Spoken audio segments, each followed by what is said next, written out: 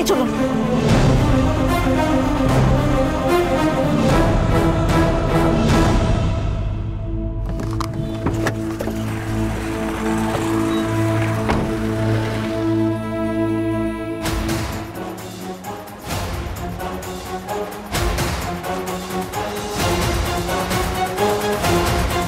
প্রিয়া এত রাতে এখানে এলো?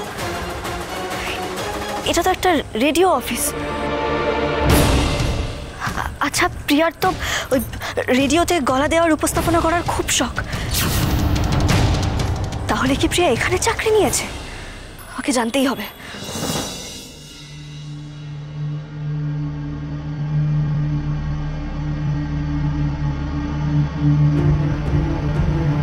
সৌরভ, এবার প্ল্যানটা কি বলো না, বলো না আমরা কি করবো প্লিজ। প্রিয়া আমায় একটু সময় দাও। আমি বহরমপুরে আমাদের বাড়িতে আমাদের থাকা খাওয়ার ব্যবস্থা সব করে নিয়েছি প্রিয়া।